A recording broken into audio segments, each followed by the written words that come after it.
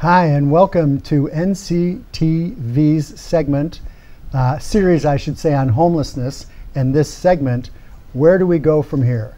This afternoon, my host is the mayor, Howard Levine, the mayor of Grass Valley. I'm Al Dover, retired Superior Court judge from Nevada County, and your host in this segment with Howard. Howard, welcome. It's a pleasure to be here, I think.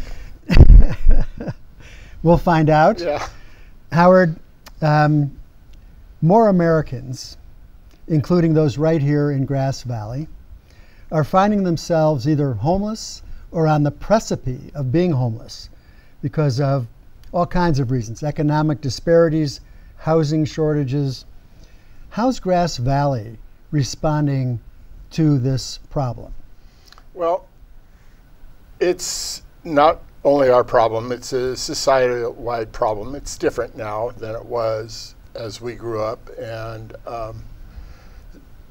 so we have to look at it in a variety of different ways from our perspective at the city. We provide a central area for a lot of people to congregate. We are sometimes called the hub, where 65,000 Western Nevada Countyans use the facilities that are in the city of Grass Valley every day. But we're not the only place. But cities and small rural towns, you know, are very challenged because up until this point, they haven't had a human services division in the city budget. So we don't have a health and human services part of a city budget. We have a police and fire part of our budget. We would hope to have a parks and recreation part of our budget, but we don't have that right now. And we're hoping to do that through an initiative that we're working on with some of the citizens in Grass Valley. But so it is relatively a new problem for small rural communities to deal with this. And in Grass Valley, we deal with it by trying to work with the county, which does have a health and human services budget. I think there are 11 agencies in or on the immediate periphery of Grass Valley. So we have a population that crosses through and uses many of the facilities that are adjacent to the downtown. If you look at Brighton Greens, the county moved much of its health and human services projects over there. Interfaith Food Ministry, the food bank. Okay. There's some health departments up at Whispering Pines. The hospital has some beds for people who need services that they have made in association with other. And Grass Valley is the only jurisdiction that provides a permitted housing facility for people who are homeless, and that's Hospitality House. So we take the problem very seriously. We have been involved with the Hospitality House when it was on South Church Street, and we've engaged it. We also were initiated the funding for 15 extra cold weather beds, but they are not just for cold weather, they're for every night. And Grass Valley, without a budget, taking it out of our general fund, put up $37,500 and asked the county to match it so that there would be more available housing for homeless people in the city. And were those beds, those other 15 beds at Hospitality House or at a different facility? No, they're at the Hospitality House. They're done through rearranging the facility for the night and being able to make it available for more people. And so we've augmented their permit so that they could do that. We've basically paid for 2 months and the county's paying for 2 months. Nice. So in respect to homelessness, Grass Valley, even though it doesn't have a health and human services department, has really stepped out to do a lot of things. And I think we're pretty proud, but we also have a population that has asked us as a city, and you'll have questions about this going down, to take back our parks from people camping and take out the needles and take out the bad players that are in the parks so that our children can use our parks. So we can talk about that as well. And then we have adjacent properties that are not, they're privately owned, they're not in the city, or they may be in the city, and we've dealt with camping issues and fire issues because we have people who are afraid of a catastrophic urban interface fire. And so those are major issues that we've dealt with over the last year. So all in all, we're looking at different ways of dealing with it by, prescriptive requirements for people who have property and how they have to manage their property and post their property and cut the grass down on their property and things like that, so that there's safety out there. But we also have added to beds, and then we also interface with our police department. We've had a special police officer who has interfaced with a team from Health and Human Services and has been out in the field with people who have been camping and who've been homeless. So we have a lot of different ways we're dealing with it. So it really sounds like, for not having a designated budget item or line item for the Health and Human Services, that you've really interfaced with every possible partner, it sounds like almost, that you could, that does have some capacity or some budget to make it work in the city. We've tried. Yeah. And our police department has a very positive attitude about working with people who have difficulties. And whether it's downtown, in the parks, or in the scrub, if I can call it that, they've been out there. And a year ago, last June, we had 150 volunteers clean up along the Wolf Creek. That we took out over 10,000 pounds of trash. Wow. And so we have to deal with the environment, the people, the medical issues, how we pay for our staff. It's a multi-pronged problem that all of us are dealing with. And given the lack of services that we really have in a small rural town, I think, yes, we are. And, we understand that homelessness has a lot of faces to it. Sure. That they're not bad players, most of them. There are some who are. Sure. And you have to differentiate. And so the other part of this is how you get people into housing. And that is something that Grass Valley has done over the years, statistics since 1990. We provide more affordable housing than any other jurisdiction in the community. Western, Eastern Nevada County, Grass Valley has been the forefront of trying to provide affordable housing. It's been historically that way with minors, and if you're from Chicago, Oak Park. I grew up in River Forest, right next to Oak Park. Yeah. Right? Why did the people go to Oak Park? White flight. And Grass Valley has stood strong in saying that we're a multi-diverse community and we support a whole variety of social structure, that everybody has a place in Grass Valley, and that we have, I believe, out on the western part of our county, the biggest Hispanic population as well. 10% of our population is Hispanic, Latino. So I'm proud of that. I think that's great. That's great. Yeah. Well, it's also, in many ways, the opposite of what some communities have done to try to deal with homelessness. And by that I mean they've just criminalized everything. You can't sleep in your car, you can't sleep in the street, you can't camp, you can't do so many things that just result in so many people being arrested. And of course, there's a lot of costs there in terms of, how are the police spending their time? So it doesn't sound like Grass Valley's taken that route. It sounds like the opposite of that. You can't do all those things in Grass Valley either. No. But we try and massage the issue by creating places where people can go, right, and having ways that people can get mental health facilities. The other thing that the county does is they buy property and they have group homes, and the city council is supportive of that. Neighborhoods are not so, and we find that most people, if they don't know there's a group home there, they're fine with it. Yeah, if they don't know. Yeah, if they don't know. But once they find out, oh my God, the whole hell's going to break loose. And right. So, it's a matter of trying to deal with the fears that society has about people, and that's one of the big problems.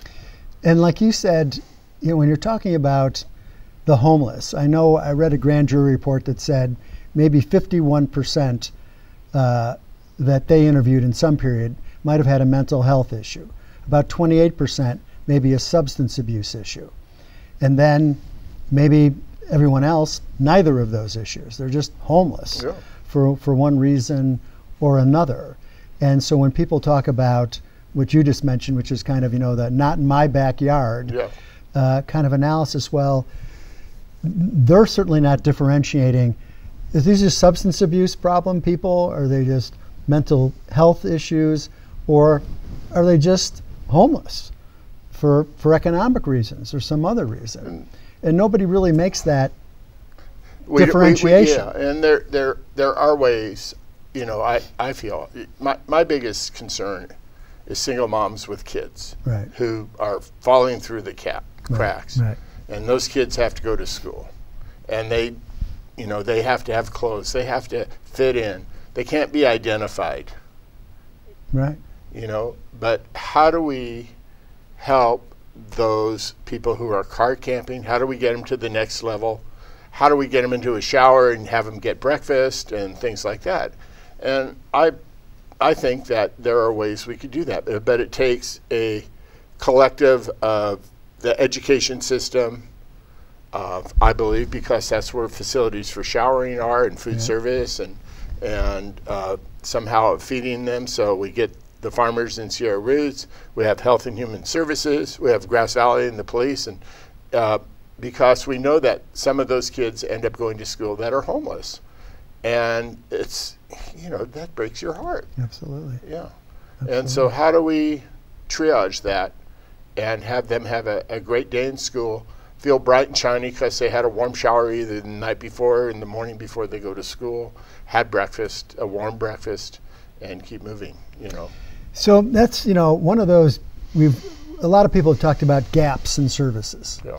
And, you say, well, it's homelessness. How about if we build homes? And then people go, okay, how do you do that? Where's that money coming from? And where do you do it? And some communities, I read an article about Oakland, and all I really read was it said in Oakland they now have official campgrounds where I guess it's the city, it might be the county, but I got the impression it was the city, actually provides trash pickup, porta potties, and services, some wraparound services, because they know there's this official campground. And they're trying to provide enough service so that they can move these folks from campgrounds as they develop more permanent housing to more permanent housing. Do you think that's any kind of stopgap measure for Grass Valley? I don't see it either that our citizenry or our electeds are looking at that direction. I think we have talked more about building and having a management system that provides a multi-unit complex, multi-story, multi-unit, consolidated, that would augment a program like we have. Now, how do you fund that?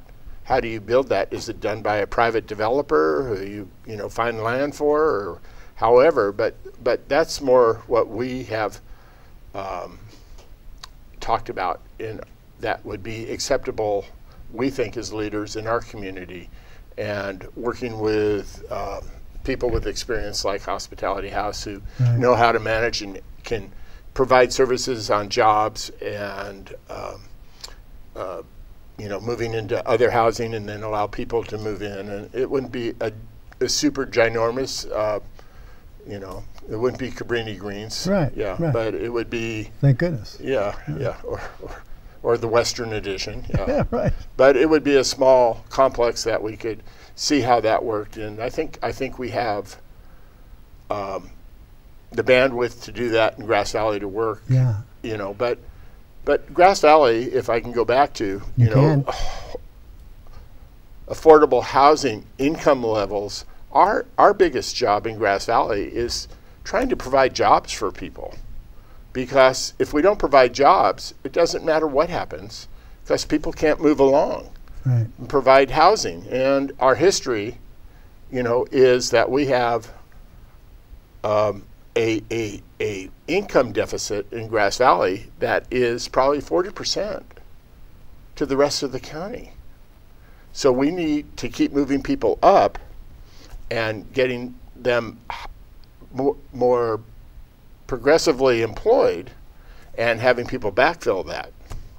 So that, so we can't let people fall down. We have to keep moving up. Right. So we got to provide jobs. We have to have people. We have hundreds of housing units that we've approved that we can't get developers to pull the trigger on and put concrete in the ground. And so we got to incentivize those things to happen. Right. And those are goals of ours. And we've done that. At 2 council meetings ago, I believe I think it was 2 council meetings ago, we authorized our management team to come up with ideas that would allow people to build without as great of investment in infrastructure, maybe a sidewalk on one side, maybe walkable alleys if they did a higher density, different kinds of loadings on the street. And so it would bring the cost down for infrastructure, which would bring everything down for people to buy. So, we have to look at how we build things, how we can get people into them, how we can get them jobs, and keep everybody moving forward. Nice. I was thinking too when you were mentioning this a while back that you look at CORE in Grass Valley, and all that housing that actually they provide as part of their service, also in terms of treatment. Yes. There's a lot of people being housed there actually too. Yeah, and actually and it works really well. Very good model. Yeah. And I don't hear a lot about it from PD, so right, exactly. So that's good. Exactly, that's real good. Yeah.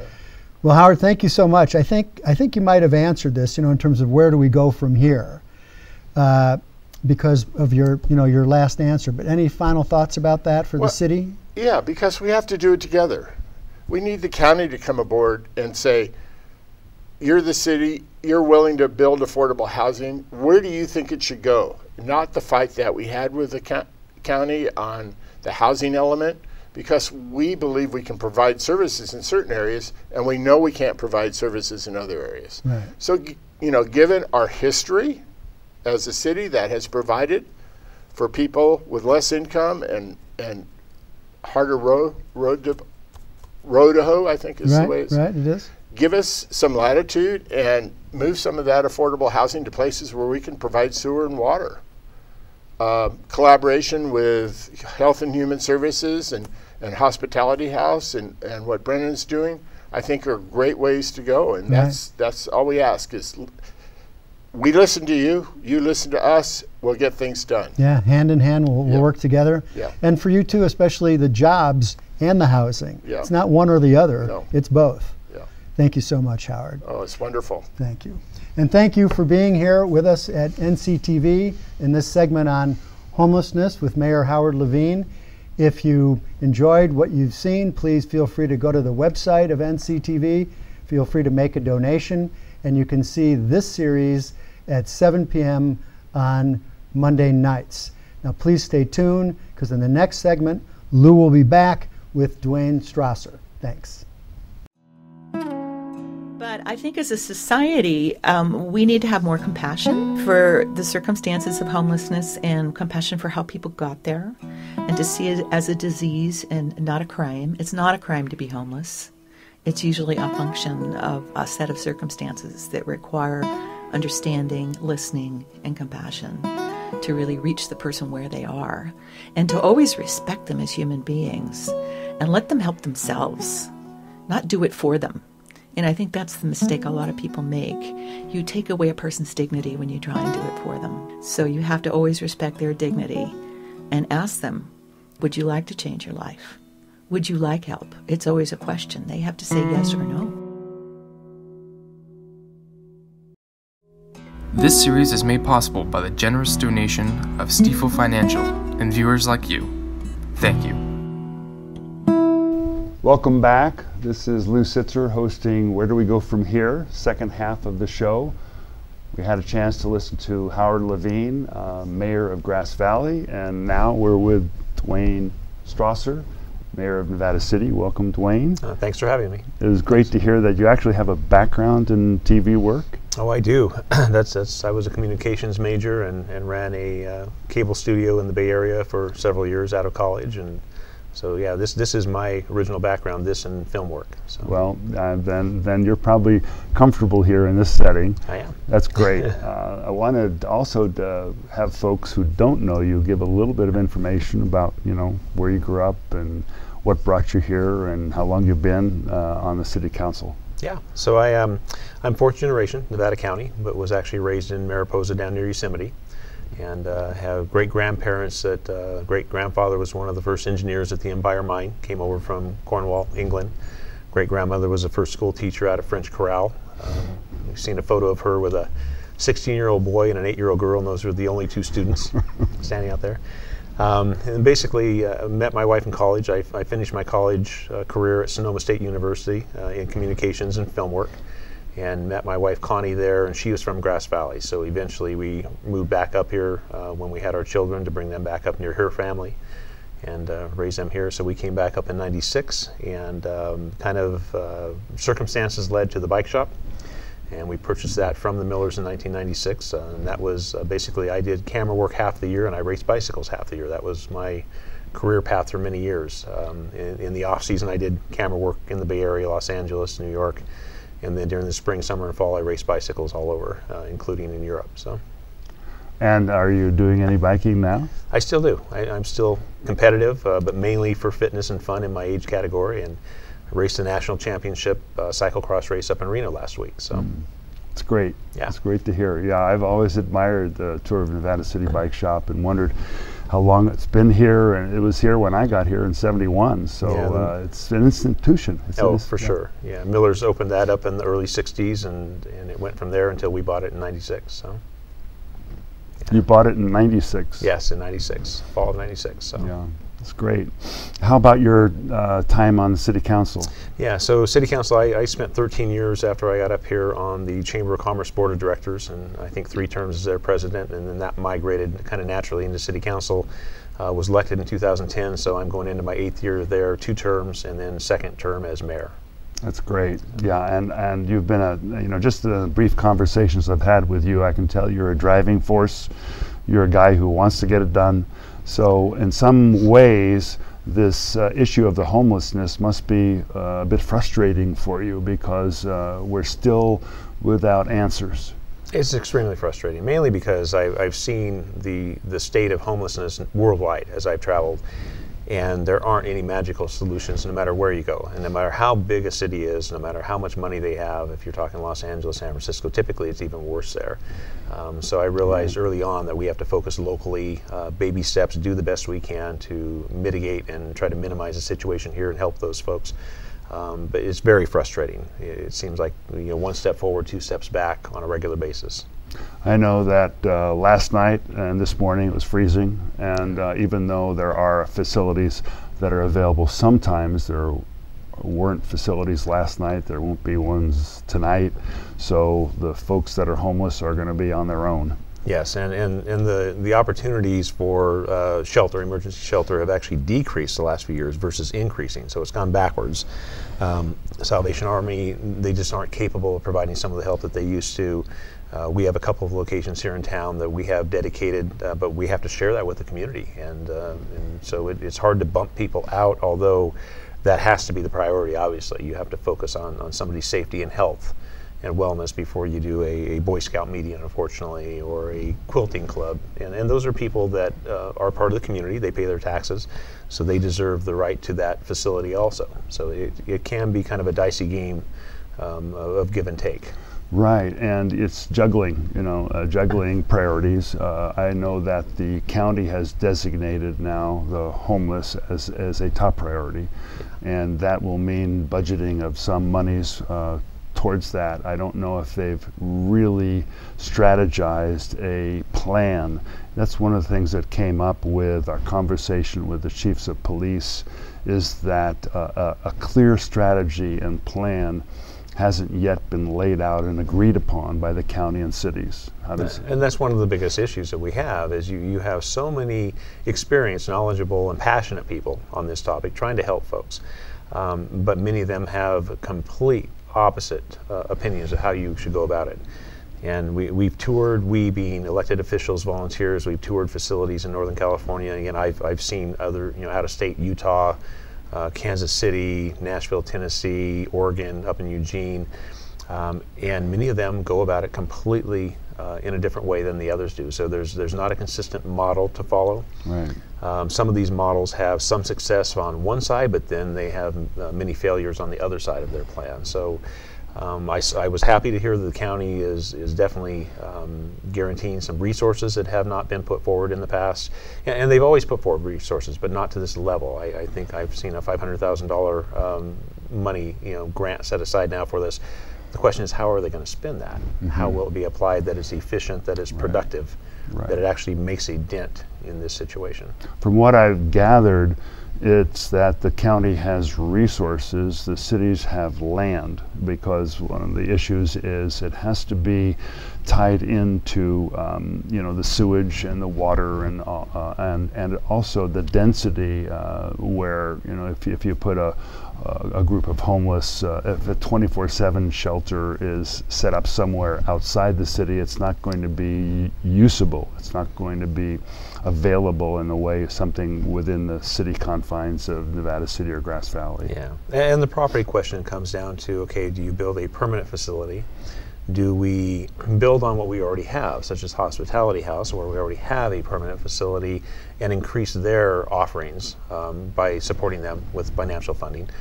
Or do you do some type of a temporary setup, such as a tent city? And those are big controversies. And I'm not one that has seen much success in the tent cities, but at the same time, the argument on the other side is it's better than nothing. Tonight, if we don't have a shelter, it's much better to have somebody inside a tent, inside some type of shelter, obviously, if we don't have a permanent brick and mortar building to put them in, than nothing, and have them out exposed. So it's a catch-22. I'd be interested in your reaction. As I was driving over this morning, I was thinking about the Nevada City campground, the glamping, glamour camping. It's a lodge with tents that are permanent structures and also areas for camping and RVs. It seems like that could just as easily be a place for a homeless area. That kind of a concept is one other option. I just was curious as to what your reaction might be to something like that. And actually you very well could. You could set up any type of a model like that. The issue, at least from my experience, it always, again, hits the same closed door, which is it's not that hard to build something. It's not hard to find property. We have property out there, of course. And we could easily build something, put up tents, put up yurts, put up tiny homes. In fact, recently we found an auction down in the Bay Area where there were 40 of these portable trailer tiny home units being auctioned off at pennies on the dollar. So I sent that information to the county, to Janice at Sierra Roots, and put that information out and said, hey, for as little as $10,000 per unit, we might be able to land these at the auction. But again, the question is, we get them, what do you do with them? Mm-hmm. And once you put them on a piece of property, which we can, who manages that? That's the catch, is in many cases, most of these individuals are not in a circumstance to manage themselves. And if they can't manage well. Mm-hmm. And how do you keep out the bad influences while they're trying to get back on their feet, while they're trying to put a job resume together and go out and find some type of a job, or to get their benefits put together through social services? It's tough. Mm-hmm. And the issue is that it usually falls apart. You go down to Sacramento on the river corridor right now, and I'm down there at least a few times a month at the Capitol. And if I have an extra hour, I'll take my bike and I'll jump out there and do a bike ride on the American River Path. And it's amazing to see the tent cities down there, and how dilapidated the situation down there health-wise is not good whatsoever. It's almost better not to allow that to happen than to give temporary shelter when you see the conditions. And there's nobody there to manage it. And again, a few people can self-manage, but in many cases there is no peer pressure. Violent issues that go on there, drug issues, alcohol issues that go on. So who has the resources to manage that? Well, we're fortunate in this community that we have a tremendous number of nonprofits, many of which are driving this issue. Sierra Roots, Divine Spark, Hospitality House, Salvation Army, on and on and on. There are groups that are organized for this purpose, and granted, they could use more help. They need help, but they certainly have enough enthusiasm, energy, drive to support the kind of management you're talking about. So it's a point, and that's partly why the series, this show exists. Where do we go from here? Is trying to get people on the same page. You know, can we work together on this? How do we collaborate so that, as you're pointed out, everybody isn't going off in a different direction? And that's the key. I mean, it's human nature. Why do we have wars? Because neighboring countries can't get along. Neighboring states can't get along. The issue is we have some amazing people out there. They're all passionate about this. They're doing their best. But we need to find a way to kind of, how do you say, herding cats? We've got to get them on the same page, strengthen numbers. And we've got to get ourselves on the same path to some degree. And you're always going to vary a little bit. You're going to veer off left or right. And you have to be flexible with the situation, obviously. But when you've got 4, 5, 6 really great nonprofits, but all completely opposite of each other in the path that they choose to take to try to work towards a solution for homelessness, it doesn't work. I mean, it works to a degree, but then we're spinning our wheels and so much effort, and then you get burnout. You get a lot of the volunteers, elected officials that just say, wow, we're beating our head against the wall. We're not making much of a dent. We're not helping these people to the level that we should, that we owe them. How do we improve that efficiency, and how do we really go about it in an intelligent way?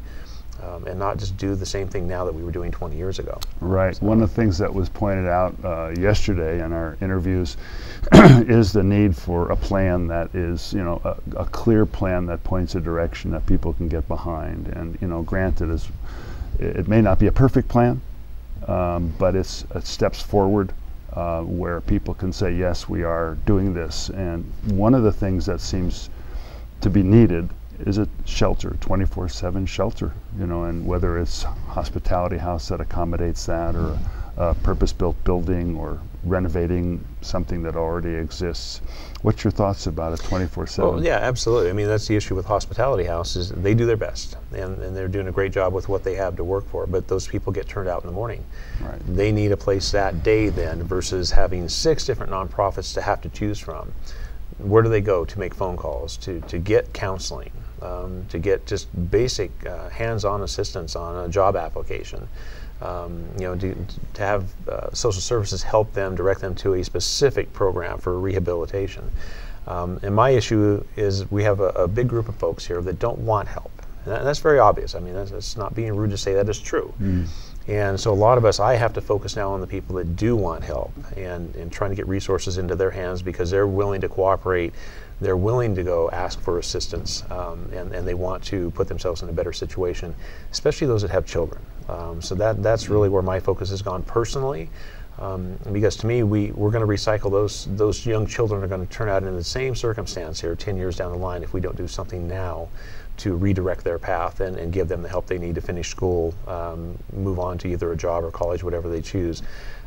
So that's where I'm headed personally. And then other people are focused on those that have drug or alcohol addictions. I get that, or mental health issues. We have a really, really good personnel friend that we see a couple of times a week, whose son passed away here a few years ago. He was known as Garlic. His name was Ryan. One of those people downtown that everybody saw on a regular basis.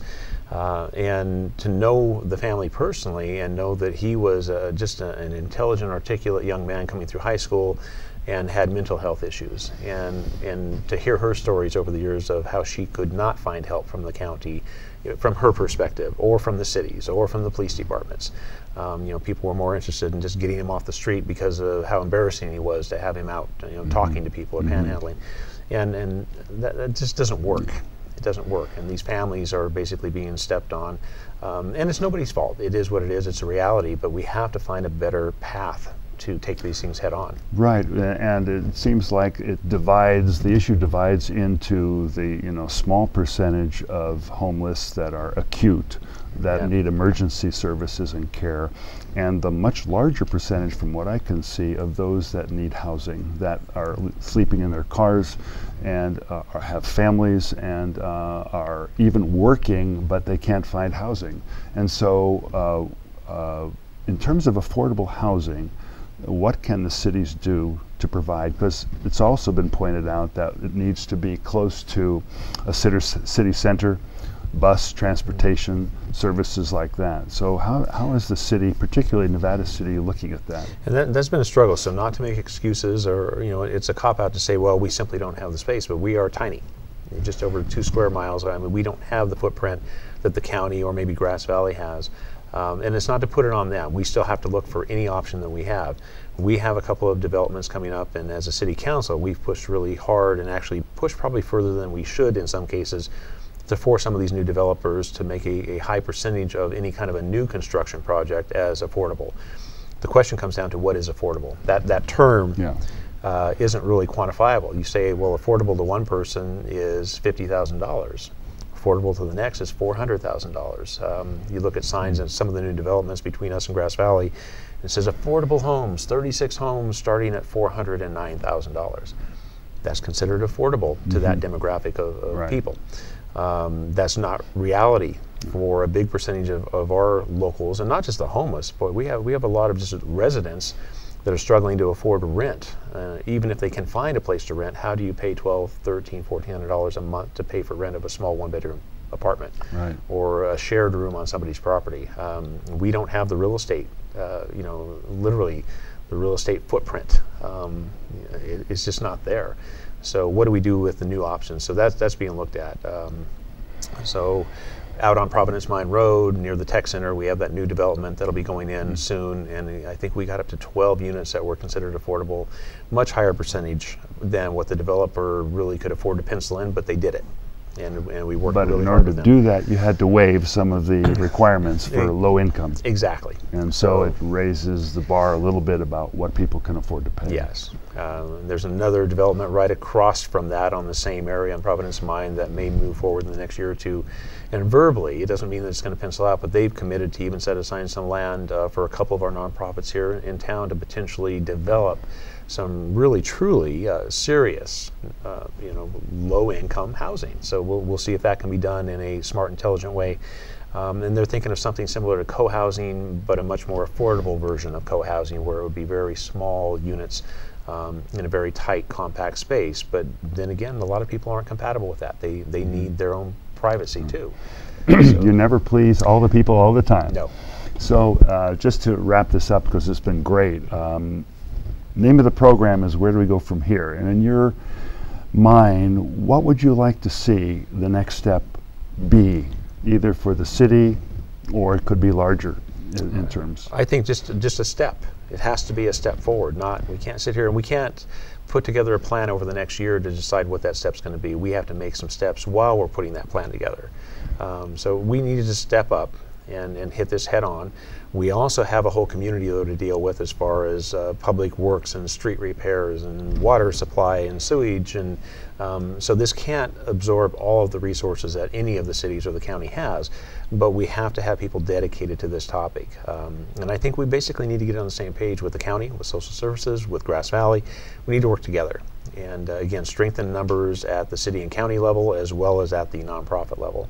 But really getting on the same page to some degree. We're never all going to be on the same page 100%, but we have to at least maybe hit that 80% tipping point level where we're going in the same direction, or it's not going to improve. So what would be that next step in terms of how do we get on the same page?